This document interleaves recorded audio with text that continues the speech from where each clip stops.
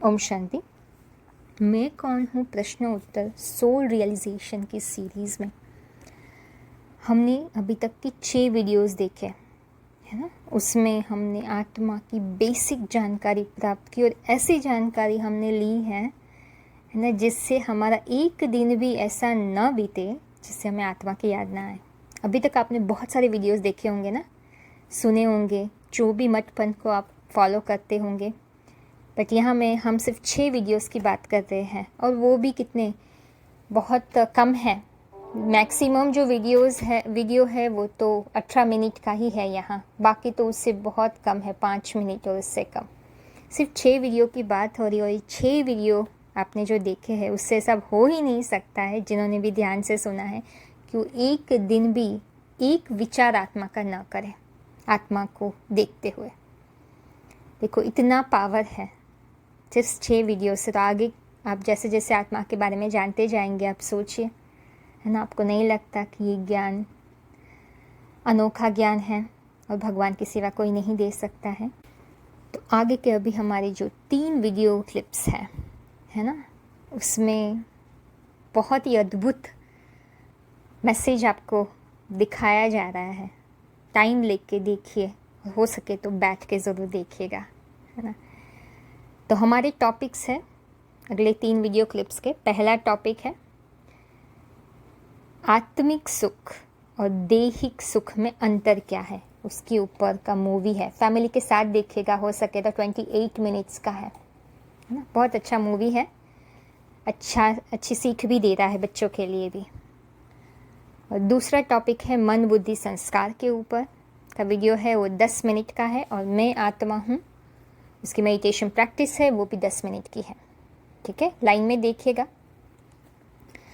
तो इसमें से हमें क्या सीख मिल रही है ना। वैसे तो आप वीडियो देखोगे तो आपको बहुत सारे पॉइंट्स मिलेंगे, हम तो यहाँ सारांश में आपको बता रहे हैं है ना, जिससे आपको एटलीस्ट थोड़ा क्लियर हो कि हमें क्या लेना है जो हम देख रहे हैं है ना। इसमें क्या क्या अनोखी चीज़ें जो अभी तक आपको नहीं मिली।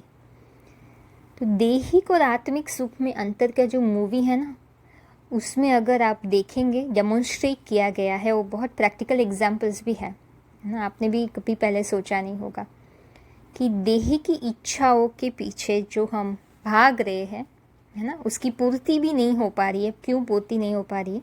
ठीक है, उसका जो सपोर्टिंग रीज़न है वो आपको राजयोग पार्ट 3 मन बुद्धि संस्कार में भी दिया गया है।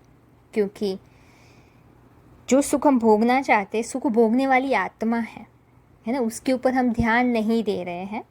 ठीक है, जो सुख भोगना चाहती है उसके ऊपर हमारा अटेंशन नहीं है।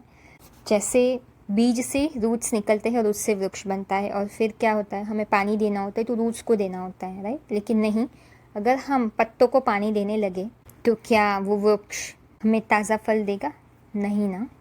वैसे ही यहाँ भी बताया गया है ना, कि सुख तो हमारे पास ही, हमारे अंदर है, लेकिन हम बाहर ढूंढ रहे हैं है ना।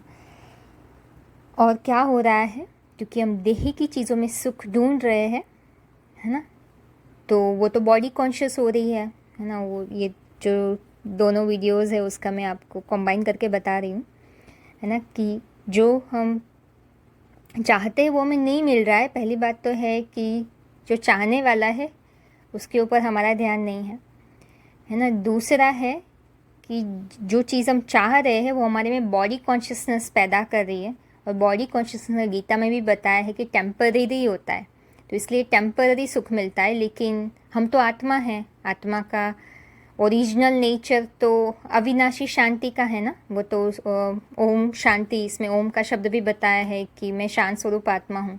शांति हमारा ओरिजिनल नेचर है। हम चाहते हैं हम शांति अनुभव करें और निरंतर शांति, और हम देह के नेचर के द्वारा आत्मा का के शांति अनुभव करना चाहते हैं, तो क्या होगा, वो तो पॉसिबल नहीं है ना।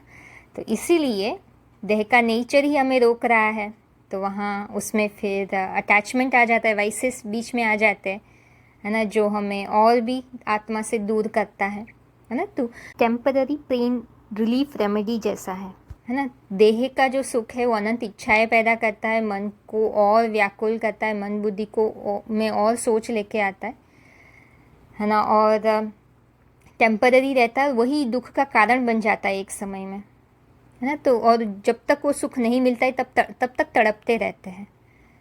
तो माना माइंड का कोई फ्रीडम नहीं है, कोई रिलैक्सेशन ही नहीं है ना। और वो बस थोड़ा होता है तो और चाहिए और चाहिए और चाहिए, तो माना विकारों को ही बढ़ाता जाता है। और आत्मा का सुख निरंतर होता है, कभी हम उभर नहीं पाते हैं, और वो सुख बिल्डअप होते जाता है। थोड़ा वो सुख आया तो हमारी बाकी इच्छाएं जो है कम होने लगती हैं, क्योंकि अंदर से हमें इतनी डीप शांति का अनुभव हो रहा है ना। तो देखिए, बहुत ही अच्छा है। ओम शांति का अर्थ भी आपने जाना, स्थापना, विनाश, पालना कैसे आत्मा करती है ना, अपनी मन, बुद्धि और संस्कार की शक्ति से। मन, बुद्धि, संस्कार की शक्ति को हमने बेहतर रीति से समझा उदाहरण के माध्यम से। आप भी एक उदाहरण सोचिए। अगर आप आत्मा का रियलाइजेशन करना चाहते हैं, नहीं समझ में आता है तो पूछिए। संस्कार के बारे में बहुत अच्छी बात पता चली कि संस्कार क्या है। मन बुद्धि पे जो असर होता है, प्रभाव होता है अच्छे और बुरे कर्म का, वही संस्कार है, वही आत्मा अपने साथ लेके जाती है। वो संस्कार के आधार पर ही डिसाइड होता है ना, सही और गलत समझ हम कितनी ले सकते हैं। तो पिछले इनसाइट में जब राजयोग का सारांश पार्ट 2 आपको भेजा था, तो उसमें एक वीडियो में बहुत अच्छी रीति से बताया गया था, कसाई के बच्चे का उदाहरण लेते हुए, है ना, कि पूरी लाइफ अगर वो गाय काट रहा है और फिर बड़ा होकर उसको बताते हैं गाय काटना पाप है, तो उसकी बुद्धि में वो नहीं बैठता है ना। तो संस्कार जब पक्के हो जाती है तब सोच विचार बंद हो जाता है। इसलिए भगवान आके हमारे संस्कार परिवर्तन करते हैं, ये ज्ञान देकर, सच्चाई बताकर। बुद्धि का इस्तेमाल करके ही संस्कार को परिवर्तन किया जाता है। तो बहुत अच्छी बात हमने जानी। मनरेव आत्मा, मन ही आत्मा है, वेद की ऋचा है ना, हमें एक प्रूफ मिला ना। तो प्लीज़ देखिए, हम अभी इस वीडियो को ज़्यादा लंबा नहीं करना चाहते हैं। और जो भी आपने सुना है उसके ऊपर सोच विचार करिए, ठीक है। तो अगर आप प्लेलिस्ट में देख रहे हैं तो सारांश भाग 2 के नीचे ये 3 वीडियोज़ है। अगर आपको मैसेजेस के द्वारा ये क्लिप्स मिल रही है तो नीचे डिस्क्रिप्शन बॉक्स में आपको वीडियो क्लिप्स मिलेगी।